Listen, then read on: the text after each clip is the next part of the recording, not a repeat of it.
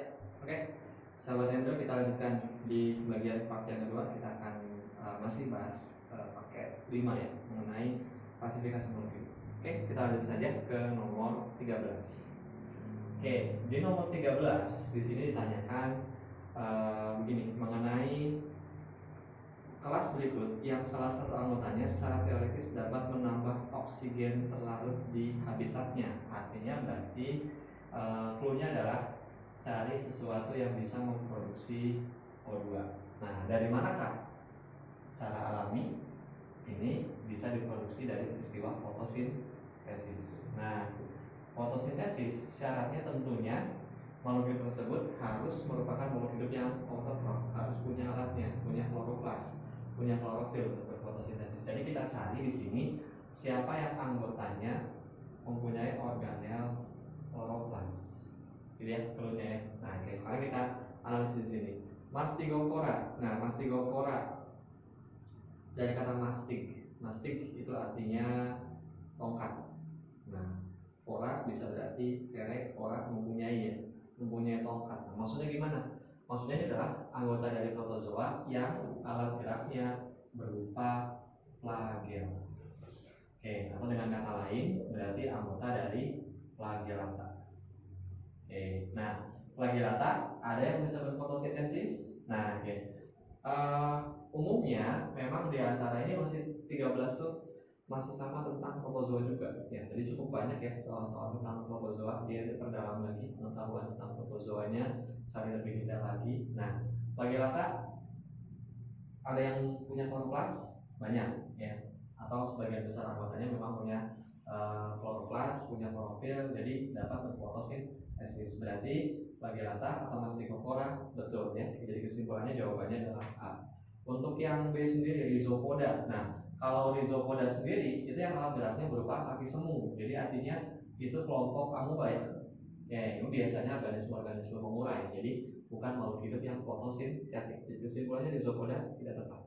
Sporozoa apalagi? Karena sporozoa itu anggota dari protozoa yang dia parasit. Ya, parasit dalam tubuh. Jadi artinya makanannya didapatkan dari inangnya. Berarti bukan makhluk hidup yang autotrof. Berarti salah juga ya.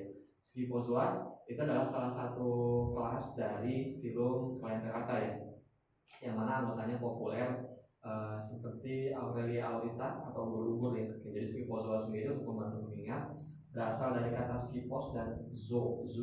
Skipos sendiri mangkok, artinya zoo itu hewan. Jadi hewan yang bentuknya seperti mangkok, lebih tepatnya mangkok yang terbalik. Jadi ingat yang kesana ya, ingat Scyphozoa bisa ingat ke ubur-ubur. Jadi kesimpulannya kelompok ubur-ubur kelompok hewan ya, jadi tete kontrol, berarti tidak sesuai. Jadi sudah ya, kita bisa simpulkan jawabannya 4 ya.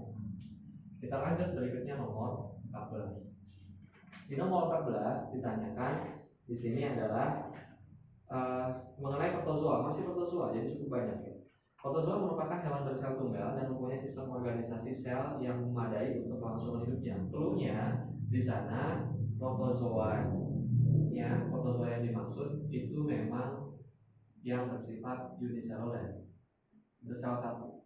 Nah, dari sini kita bisa analisis, bisa berbagai muncul implikasi dari sini dengan dia bersel satu. Bersel tunggal, kemudian dia punya sistem organisasi sel yang memadai untuk kelangsungan hidupnya. Sistem yang dimiliki oleh protozoa adalah, nah kita lihat, sistem rangka. Nah, secara umum rangka ada endoskeleton, ada exoskeleton ya, yang fungsinya memang memberi bentuk tubuh. Nah, oke. Kalau kita lihat protozoa, tidak semuanya punya ya. Oke, kenapa? Lebih spesifik kita bisa ingat ke rhizopoda tadi. Yang namanya rhizopoda itu dia akan bergerak menggunakan kaki semu. Jadi kaki semu itu sebenarnya bagian tubuh yang menjulur, kemudian menarik bagian tubuh yang ada di belakangnya sehingga bentuk tubuhnya tidak tetap. Berarti artinya tidak punya sistem rangka khusus. Ya, jadi kita bisa simpulkan di sini rhizopoda dengan kaki semu tubuhnya tidak tetap. Berarti artinya ini tidak tepat ya, sistem yang tidak semuanya dimiliki oleh protozoa. Kemudian sistem pencernaan makanan. Setiap makhluk hidup yang membutuhkan makanan, dia punya sistem pencernaan. Meskipun ada juga kelompok cacing parasit, dia tinggal menyerap nutrisi tanpa mengolah bahan makanan lebih lanjut atau mencerna lebih lanjut. Tapi dalam hal ini sel dari protozoa punya sistem pencernaan sendiri, gitu ya. Sehingga nomor 2 betul. Sistem hormon itu diperlukan untuk koordinasi. Jadi artinya kalau koordinasi untuk mengatur berbagai macam sel atau organ tubuh. Berarti kesimpulannya ini ada pada makhluk hidup yang multiseluler. Berarti tidak sesuai ya. Oke. Kemudian berikutnya sistem reproduksi, bisa berkembang biak, punya sistem khusus, tentunya pasti punya. Sehingga nomor 14 jawaban yang tepat adalah C. Kita lanjutkan ke soal nomor 15. Di soal nomor 15 di sini tentang tumbuhan lumut. Tumbuhan lumut yang sehari-hari tampak berwarna hijau adalah bagian dari, nah kita ingat, fase yang dominan dari tumbuhan lumut, fase yang dominan. Oke, ini saya nggak akan uraikan metagenesis atau siklus hidupnya karena di bab yang sebelumnya pun juga sudah pernah ya membahas mengenai struktur tubuh dari hewan-hewan, struktur tubuh dari tumbuhan-tumbuhan, ya, termasuk tumbuhan lumut sama tumbuhan paku. Jadi artinya saya nggak akan review lagi di sini, bisa cek sahabat di paket-paket yang sebelumnya.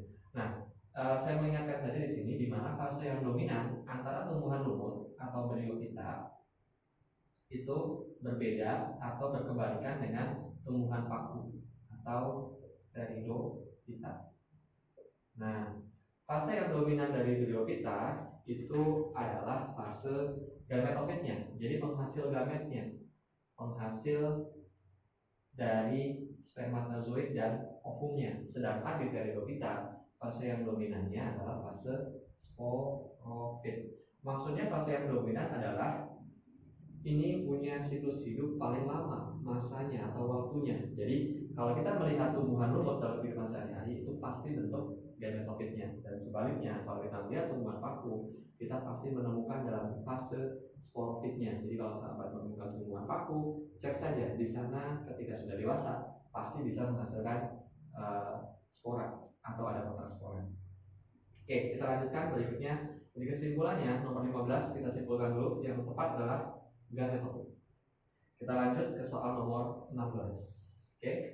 Di soal nomor 16 di sini ditanyakan protalium adalah bagian dari siklus hidup tumbuhan paku yang disebut sebagai titik-titik. Nah, protalium itu apakah penghasil gamet atau penghasil spora? Cek lagi metagenesisnya. Tapi kalau lupa, tips dari saya begini, kita nggak usah lengkap sampai metagenesis secara keseluruhan, tapi kita mulailah ingat bahwa lumut dan paku tidak punya biji, artinya reproduksi utamanya menggunakan spora. Nah, kalau di tumbuhan paku atau Pteridophyta,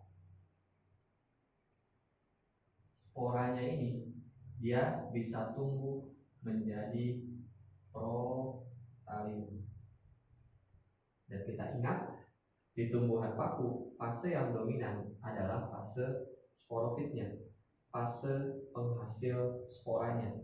Jadi artinya tumbuhan paku dewasa bukan dihasilkan dari perkembangan protalium, tapi dihasilkan ke fase berikutnya ketika dia akan menghasilkan spora. Berarti sebelum spora ya gitu. Nah, kemudian protalium berarti dia akan menghasilkan apa? Ini akan menghasilkan antheridium dan akan menghasilkan archegonium. Nah, ingat antheridium adalah penghasil gamet jantan, jadi penghasil spermatozoid, sedangkan archegonium penghasil ovum, penghasil gamet betina. Oke, pada sampai di sini protalium adalah penghasil gamet. Kesimpulannya protalium adalah gametofit. Oke. Jadi jawabannya C. Kita lanjutkan berikutnya ke soal nomor 17. Di nomor 17 ditanyakan mengenai siklus hidup dari paku homospor. Terlihat urutan fase antara lain. Jadi otomatis kalau yang sahabat nanti cari lagi, buka lagi catatan mengenai metagenesis tumbuhan lumut dan tumbuhan paku, terutama tumbuhan pakunya. Tumbuhan paku itu dibagi 3, nanti ada paku homospor, heterospor, dan peralihan. Nah, ciri dari paku heterospor adalah sporanya ada yang berukuran kecil, ada yang berukuran besar. Jadi nanti ada makrospora sama mikrospora. Nah, di nomor 17 ditanyakan adalah paku yang homospor, yang homo itu sama berarti ya. Nah, oke. Awas nih, homo sama nih, bukan homo yang lain-lain ya. Oke. Nah, homospor itu berarti artinya sporanya cuma satu macam, tidak dibagi dua. Berarti kesimpulannya di option di sana tidak mungkin jawabannya C dan D. Nah, di sana menyebutkan mikroprotalium. Jadi kalau ada mikroprotalium nanti akan ada makroprotalium. Berarti kesimpulannya tidak tepat ya. Oke, berarti itu salah satu tips untuk menganalisis jawabannya. Jadi kalau kita lupa, kita bisa analisis dari penjelasan soal. Nanti ada clue di sana. Jadi tinggal A, B, dan E. Nah, kalau kita lihat di sini yang A, sel induk spora tumbuh jadi protalium. Nah, oke, ini tidak spesifik ya. Sel induk spora dulu, spora kemudian protalium. Ya, jadi kita tepat. Yang B, paku zigot, kemudian sporangium, sporofil. Nah, ini diloncat-loncat ya. Oke, berarti yang tepat yang mana? Yang tepat adalah yang E. Oke, bingung lagi, cek lagi catatan mengenai metagenesis. Oke, kita lanjut dari kesimpulannya di sini. Paku homospor. Kesimpulannya adalah cari di sana sporanya berukuran sama. Berarti artinya tidak akan mungkin ada mikroprotalium, makroprotalium, maupun mikrospora ataupun makrospora. Pokoknya yang mikro dan makronya ini salah kalau di paku homospor ya. Oke, kita lanjutkan. Berikutnya soal nomor 18. Lumut dan paku mempunyai kesamaan dalam hal, ditanyakan adalah persamaannya. Oke, yang pertama adalah spermatozoid dapat bergerak. Spermatozoa, artinya kalau kita lihat secara analisis, yang namanya sperma kalau ditambahkan kata spermatozoa, ada kata zoo di sini ya, seolah-olah menyeru hewan. Maksudnya hewan gimana? Tidak bisa berpindah tempat. Jadi ketika disebut spermatozoa berarti bisa. Nah, kalau spermatozoid gimana? Artinya menyerupai dengan spermatozoa. Berarti artinya ini kesimpulannya adalah motil. Jadi maksud dengan motil itu dapat bergerak. Berarti betul. Kemudian mempunyai ikatan pembuluh. Nah, apakah tumbuhan lumut dan tumbuhan paku punya pembuluh? Dua-duanya atau tidak? Nah, secara struktur lumut lebih sederhana karena ukurannya kecil-kecil. Tumbuhan paku bahkan ada yang ukurannya beberapa meter ya. Jadi artinya kesimpulannya butuh alat angkut. Sedangkan lumut karena kecil bisa transportasi itu dilakukan langsung antar sel, jadi tidak perlu. Jadi kesimpulannya nanti salah satu perbedaan dari tumbuhan lumut sama paku adalah kalau Pteridophyta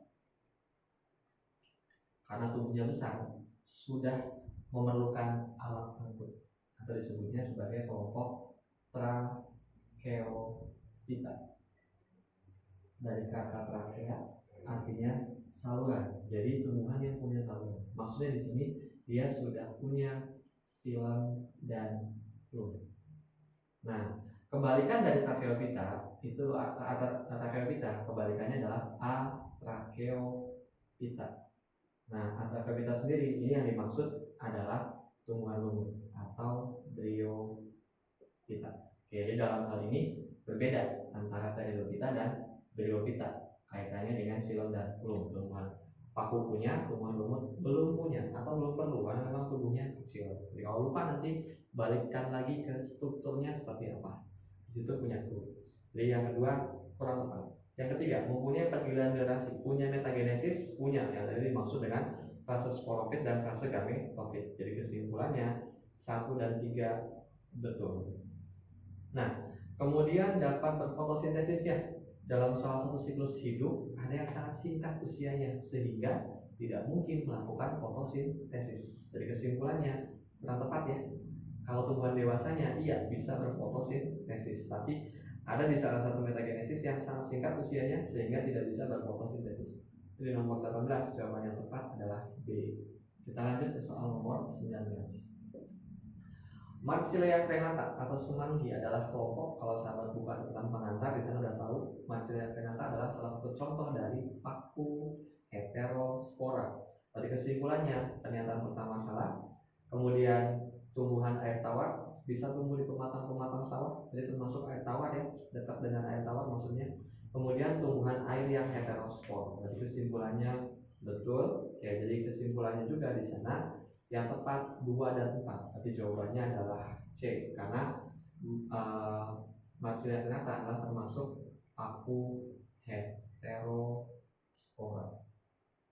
Otomatis yang ketiga salah ya, penghasil satu macam spora, karena kalau penghasil satu macam spora namanya bukan heterospora tapi homospora. Jadi Marsilea ternata dalam hal ini merupakan contoh dari paku heterospora. Jadi belajar dari pengalaman soal-soal sebelumnya, sahabat harus cari-cari lagi contoh-contoh tumbuhan paku yang heterospor atau homospor. Biasanya di soal-soal yang pernah muncul seputar tanaman-tanaman yang familiar yang biasanya memang ada di sekitar kita. Jadi jangan khawatir, nanti bakal banyak contohnya, tenang aja, paling di bagian-bagian tertentu itu saja. Oke, terus kita lanjut berikutnya nomor 20. Di nomor 20 ditanyakan, pertumbuhan dan perkembangan awal dari zigot tumbuhan lumut akan membentuk apa? Pertumbuhan dan perkembangan awal dari zigot tumbuhan lumut. Oke, kesimpulannya zigot itu merupakan peleburan dari spermatozoid dan ovum. Nah, kita bisa sambung dari penjelasan soal nomor 16 di sana. Kita langsung mulai dari nanti saya potong ya. Jadi bagian yang atasnya saya nggak akan rinci lagi karena sudah juga. Jadi nanti awalnya di sini Antheridium, karena ini penghasil gamet jantan, dia akan menghasilkan spermatozoid. Archegoniumnya, karena ini penghasil gamet betina, dia akan memproduksi ovum. Terjadilah pembuahan, hasilnya berupa zigot. Nah, kemudian kita ingat, fase yang dominan dari tumbuhan lumut adalah fase gametofit. Jadi artinya penghasil gamet inilah, berarti yang di atas yang sebelumnya ya. Jadi kesimpulannya lumut dewasa ada sebelum Antheridium dan Archegonium, bukan di sini. Ya, jadi zigot di sini tidak tumbuh menjadi tumbuhan lumut dewasa, melainkan dia akan tumbuh menjadi sporogonium atau badan penghasil spora. Nanti dia akan menghasilkan sporangium atau kotak spora, baru nanti akan siklusnya bikin spora lagi dan seterusnya. Jadi kesimpulannya di sini jawabannya tepat adalah sporogonium. Kita lanjutkan ke soal nomor 21. Oke. Soal nomor 21 di sini menanyakan daun tumbuhan gimnosperme umumnya sempit dan kaku, bahkan ada yang seperti jarum. Tumbuhan biji terbuka memang disebutnya dengan gimnosperme ya. Oke, pinus, damat gitu ya. Nah, umumnya sempit dan kaku. Sempit banyak anggotanya, yang kaku atau tebal ya. Itu juga berarti betul. Jadi kesimpulannya, pernyataannya betul. Itu ciri khasnya. Kemudian fertilisasi pada gimnosperme adalah fertilisasi ganda. Artinya kalau fertilisasi ganda pembuahannya berlangsung 2 kali, sedangkan gimnosperme harusnya pembuahannya tunggal. Kalau yang pembuahannya ganda justru itu adalah kelompok tumbuhan angiospermae atau tumbuhan berbiji tertutup. Tumbuhan biji tertutup pembuahannya 2 kali. Pembuahan yang satu, saya review sedikit ya, antara inti generatif 1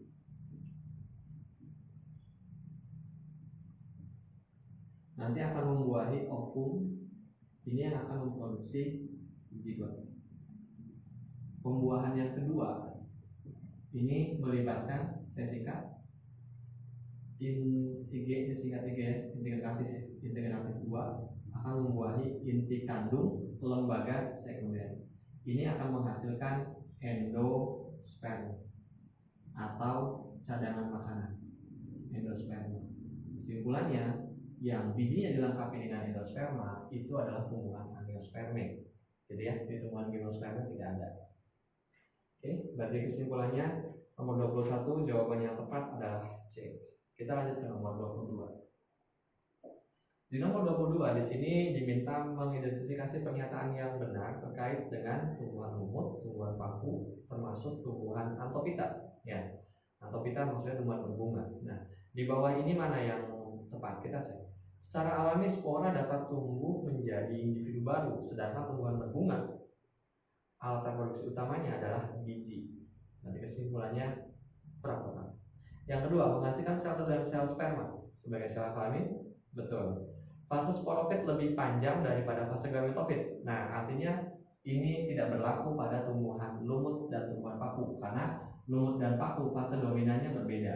Ya, kita bisa lihat lagi di soal nomor 15. Jadi artinya berbeda fase dominannya.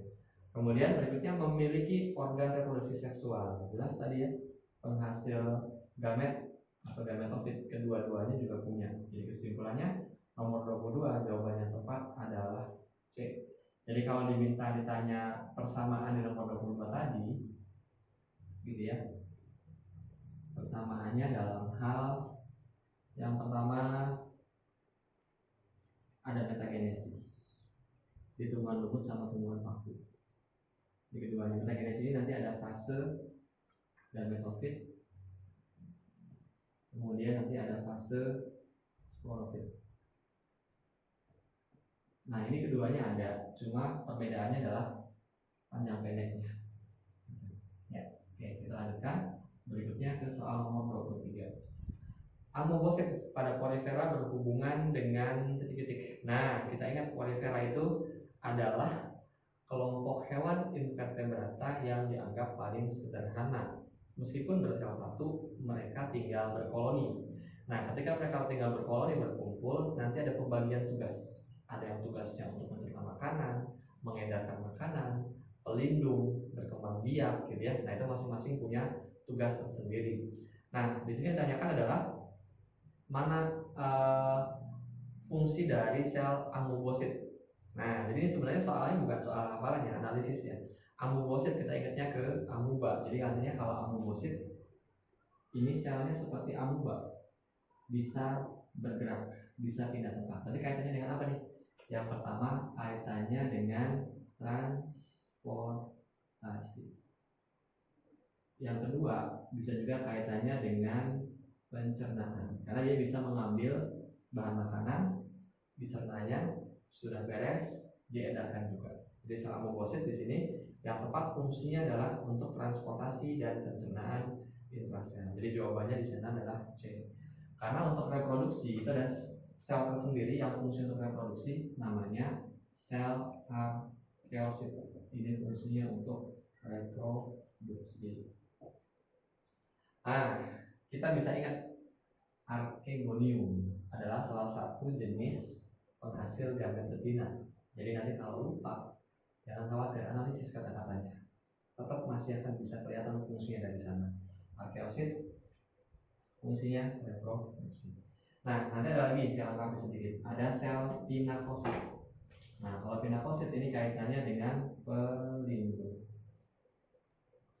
Ya, oke, seperti itu. Kita lanjutkan berikutnya ke soal nomor 24. Oke, di soal nomor 24 di sini tanyakan terbentuknya efira dari skifistoma pada siklus hidup ubur-ubur merupakan bentuk reproduksi vegetatif. Nah, oke. Siklus hidupnya saya yakin di buku banyak, sebelumnya juga pernah dibahas. Mungkin saya singkat dengan singkatan kata-kata aja ya. Nanti ingat ke ubur-ubur, ingat ke PSN. Artinya tahapannya di sini ada larva planula, kemudian akan tumbuh menjadi skifistoma. Skifistoma akan tumbuh menjadi efira. Efira akan tumbuh menjadi medusa. Nah, penjelasannya begini, kalau saya jelaskan secara ilustrasi ya. Oke, planula adalah larva yang dia bisa berenang-renang di dasar laut untuk mencari tempat tinggal yang sesuai. Jadi ini agak unik, hewan, tapi dia punya dua fase, fase polip sama fase medusa. Fase medusa ini adalah fase ketika dia bergerak bebas. Fase polip adalah fase ketika dimana dia tetap tinggal seperti tanaman, seperti tumbuhan. Jadi kalau kita lihat, kalian pernah belajar di ruang akuarium, nah, itu ada contohnya di sana ya, ada yang bentuknya kayak tanaman ya. Padahal sebenarnya itu koloni dari hewan atau tempat tinggal hewan juga bisa. Ya, jadi keunikan dari hewan vertebrata bisa seperti itu. Jadi seperti ini, larva planula akan berenang-renang mencari tempat yang sesuai di dasar laut, dia akan tumbuh menjadi skifistoma. Saya bikin ilustrasi ya. Di sini ada larva planula, dia biasanya punya silia. Nah ini planulanya. Dia akan berenang di dasar laut. Di sini dia ketemu tempat yang sesuai. Nah, ketika dia ketemu tempat yang sesuai, dia akan tumbuh menjadi seperti bentuknya kayak tanaman, gitu ya. Nah, ini nanti akan disebut sebagai skifistoma. Skifistoma nanti akan lebih lanjut, dia akan besar. kemudian punya spesialisasi bagian tubuh. Nanti ada bagian tubuh yang menggembung, ada bagian tubuh yang dia punya tentakel. Nah, tentunya kalau tentakel ini sebagai penangkap mangsa, kalau yang menggembung nanti berkembang biak lagi.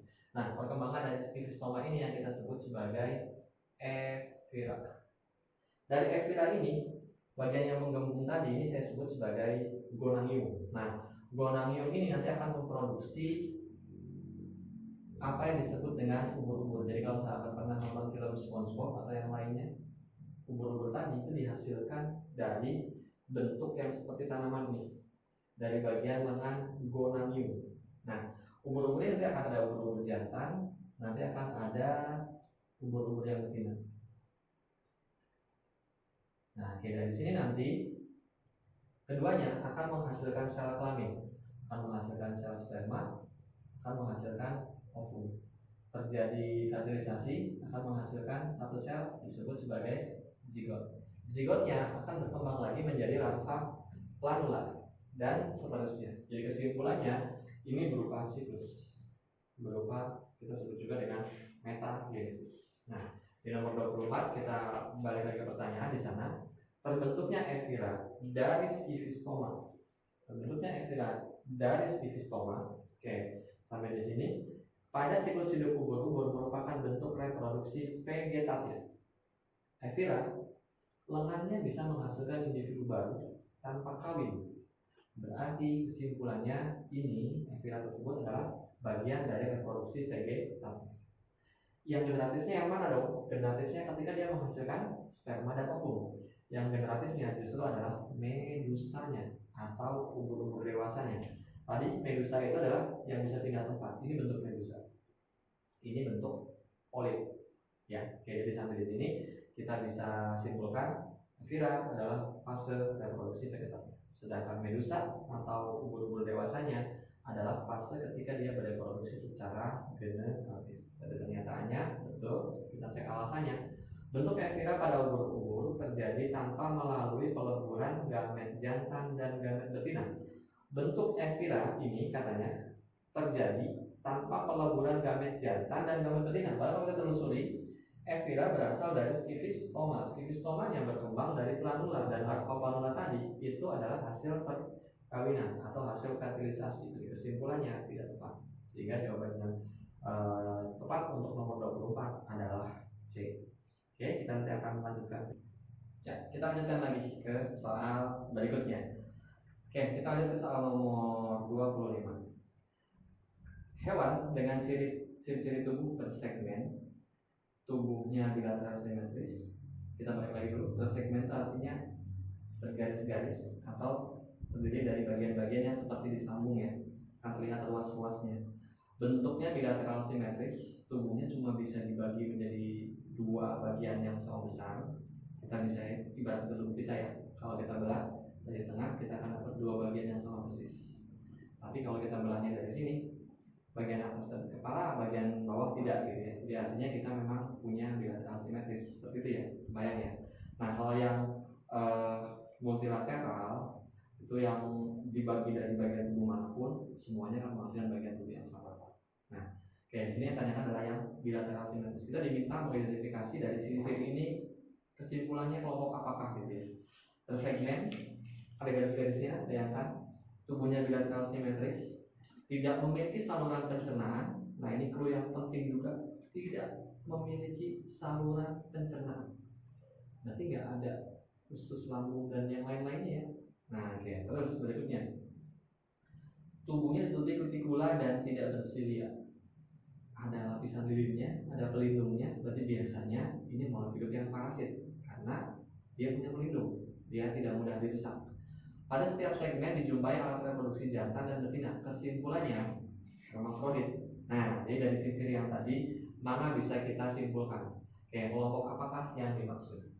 Yang pertama kita analisis trematoda. Trematoda adalah anggota dari filum Platyhelminthes. Platyhelminthes ini adalah kelompok cacing pipih. Nah, Platyhelminthes trematoda lebih spesifik. Ini sering disebut juga dengan kelompok cacing hati karena kebanyakan anggotanya hidup parasit di hati. gitu ya. Nah kemudian trematoda sendiri, kalau kita lihat dia parasit di hati, otomatis berarti dia harus mendapatkan nutrisi dari tempat dia tinggal di hati ya, tapi tidak berkaitan langsung dengan pencernaan. Nah di sini diminta dia tidak punya sistem pencernaan, berarti masih kurang spesifik dengan yang diminta di soal di sana. Oke, kemudian yang berikutnya cestoda. Cestoda masih kelompok pelatihan mintes juga, tapi pelatihan mintesnya ini yang bentuk tubuhnya memanjang. Kalau yang trematoda biasanya cacing hati itu bentuknya seperti lembaran begini ya. Kemudian dia juga punya gamet jantan sama gamet betina, bentuknya seperti mirip helaian daun. Oke. Sedangkan kelompok Platyhelminthes ini bentuk tubuhnya memanjang. Ya, bahkan ada yang Platyhelminthes maksudnya cestoda ya, kelompok cestodanya ini. Nah, bisa anggotanya ada yang nyampe bisa sampai 4 sampai 6 meter ya. Berarti panjang. Kalau bersegmen jelas berarti yang trematoda tidak bersegmen karena bentuk bagian tubuhnya seperti ini saja. Nah, karena ini panjang, ini berpotensi ya. Nah, kelompok apakah cestoda? Cestoda yang paling populernya adalah cacing hitam, Taenia solio, Taenia saginata, dan yang lain-lain. Jadi cacing hitam, kalau sahabat pernah lihat, panjang, bersegmen, hermafrodit juga. Kemudian cacing pita ini parasitnya di mana? Parasit di usus. Karena dia parasit di usus, usus akan bekerja, kita bekerja keras mencerna dari mulut, lambung, di usus. Ketika sudah selesai, enak, tinggal diambil oleh cacing pita, sehingga cacing pita tidak perlu saluran pencernaan khusus. Dia tinggal menyerap makanan yang sudah selesai dicerna oleh tubuh kita. Enak ya, ini si pemalas yang dapat makanan dengan mudah. Ya, tinggal diam di sana ambil makanan. Jadi kesimpulannya yang dimaksud di soal nomor 25 tadi memang adalah kelompok cestoda. Kita bandingkan dengan Turbellaria.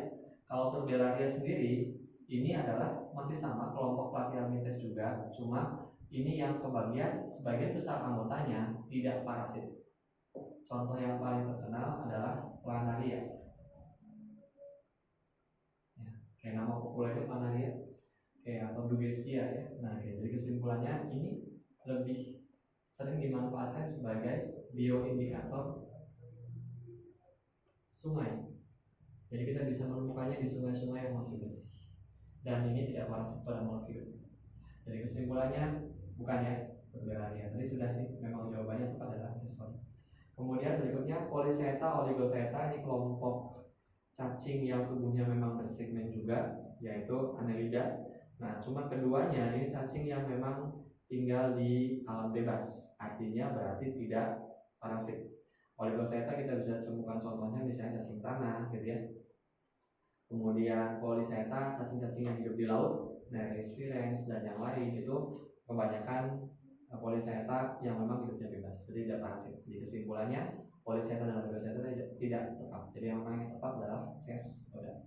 Oke, kita lanjutkan berikutnya ke nomor 26. Di nomor 26 di sini tentang seorang anak yang terinfeksi cacing filaria akan menderita penyakit anemia. Nah, filaria sendiri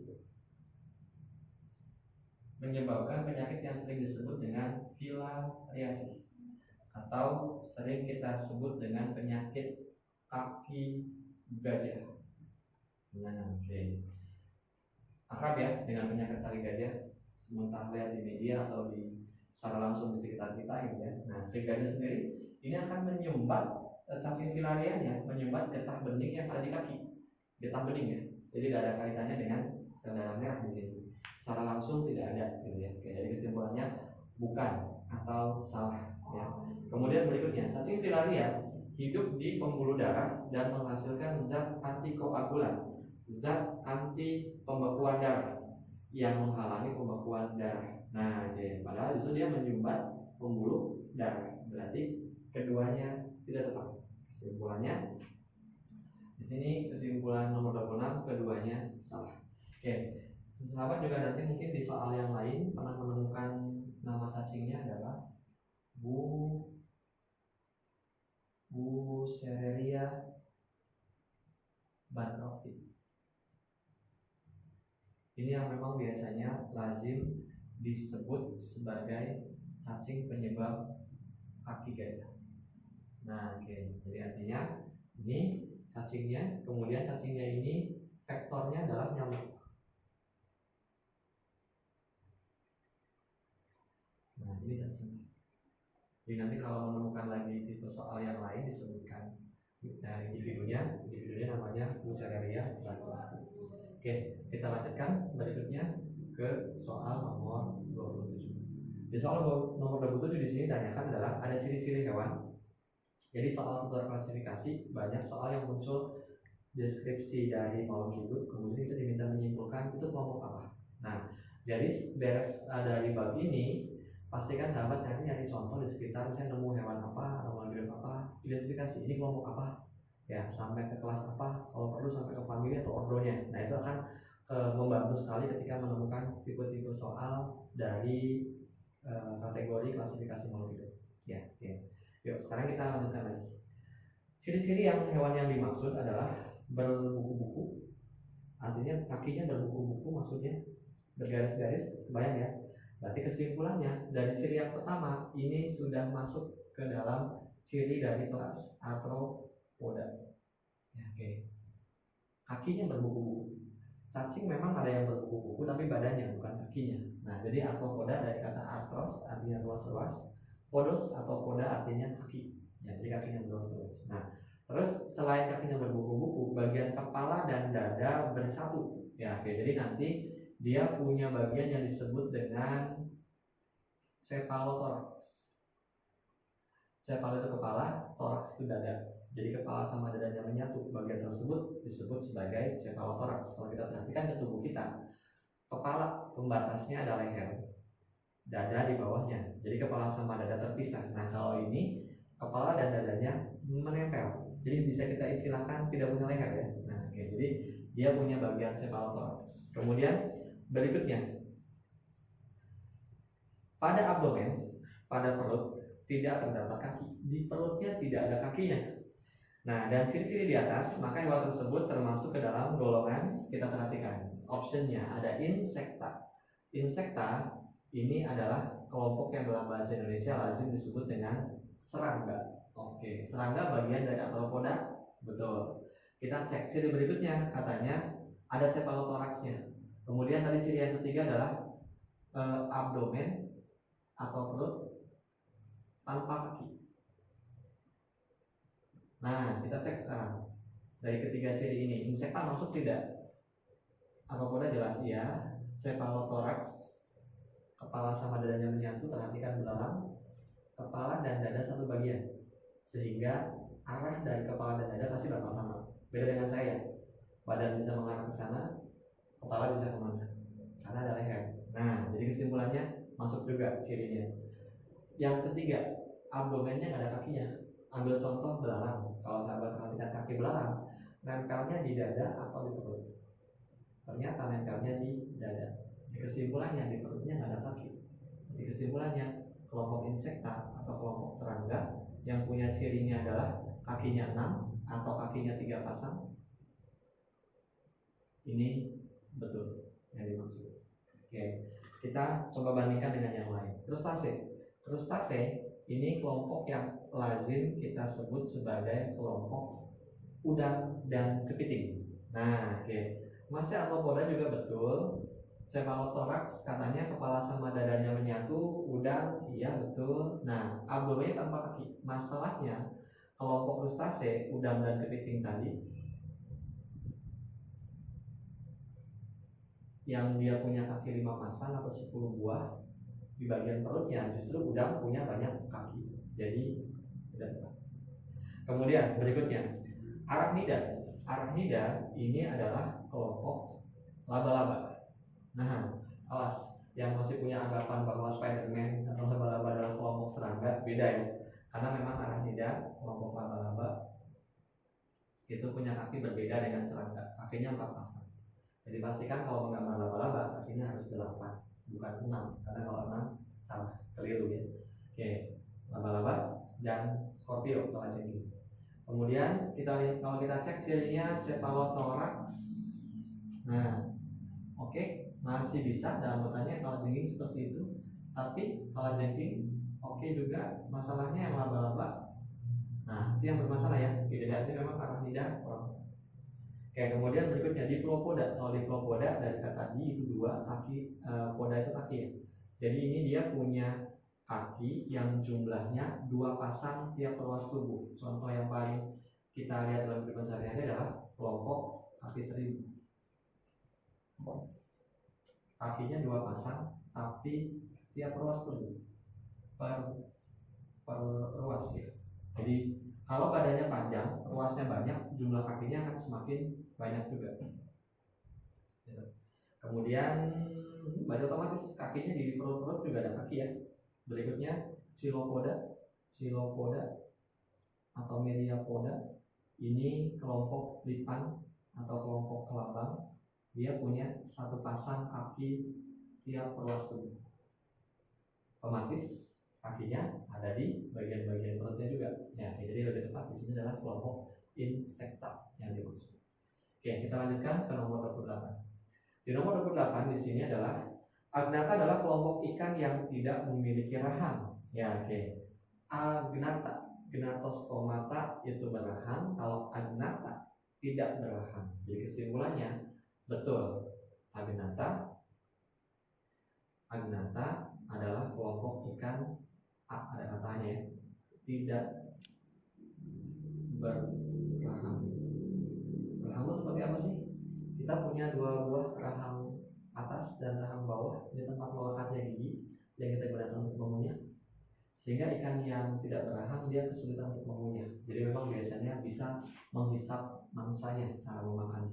Nah, yang punya rahangnya kebalikannya itu disebut sebagai ikan Gnatostomata. Ya, ini yang mempunyai rahang. Kedua-duanya ini adalah kelompok ikan. Oke. Kemudian berikutnya, Agnatha adalah kelompok ikan bertulang rawan seperti ikan hiu. Nah, justru ikan hiu punya rahang ya. Oke, jadi pembagian ikan tulang rawan dan sejati itu nanti bisa dilakukan pada kelompok ikan yang punya rahang. Jadi kesimpulannya di sana sama. Oke, berarti betul salah jawabannya adalah C. Kita lanjutkan 2 soal lagi. Nomor 29. Di nomor 29 ditanyakan adalah sifat yang membedakan amfibi dan reptil ialah, oke, ditanya perbedaannya. Yang pertama kita cek, kulitnya tidak bersisik. Amfibi kulitnya licin dan lembab tanpa sisik, sedangkan reptil bersisik. Jadi kesimpulannya di sini pembedanya adalah yang pertama kulit. Oke, dimana kalau amfibi nggak ada sisiknya, reptil ada. Kemudian yang kedua, oikiotermis, berdarah dingin. Nah, kaitannya dengan berdarah dingin, hewan-hewan yang berdarah dingin adalah kelompok Pisces, kelompok ikan, kelompok amfibi, sekaligus kelompok reptil.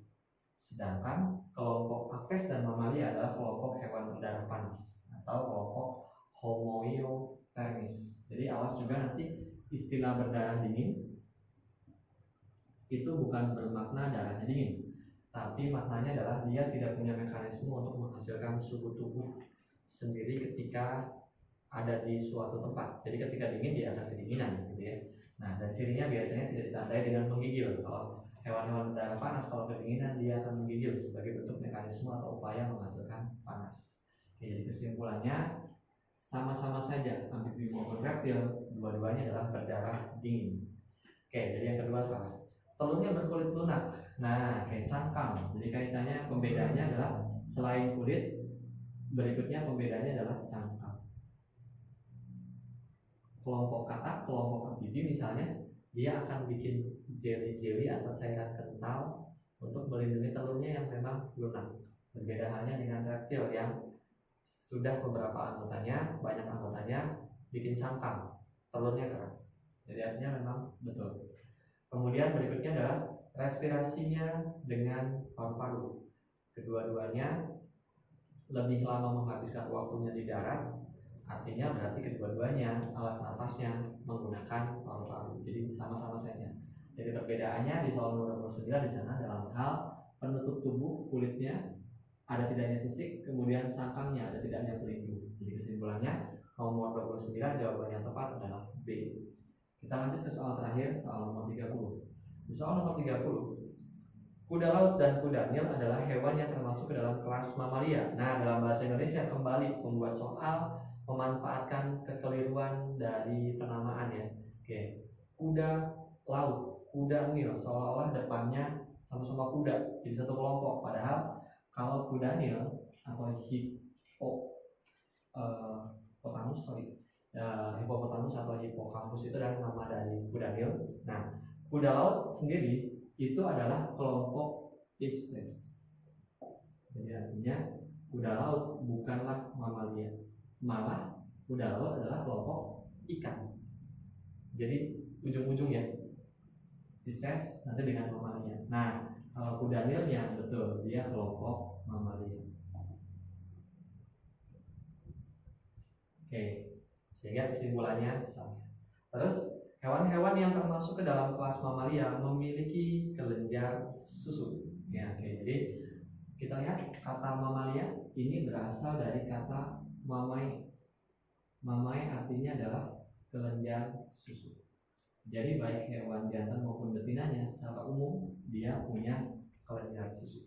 Oke, jadi kesimpulannya betul. Jadi nomor 30 jawaban yang tepat adalah D. Oke.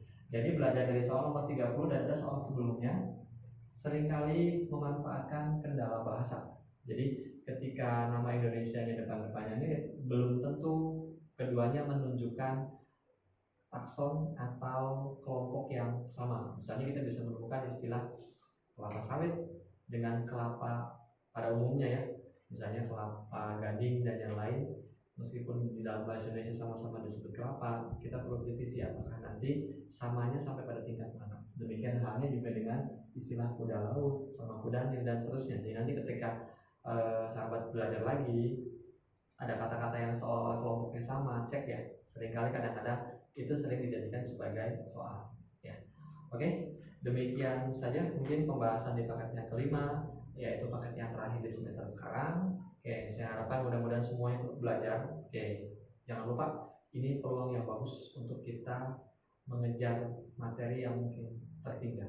Jadi artinya belajar, dan belajar. Tapi jangan lupa ibadah, dan ibadah. Oke, sekian saja. Sampai ketemu lagi pada pertemuan berikutnya. Wassalamualaikum warahmatullahi wabarakatuh.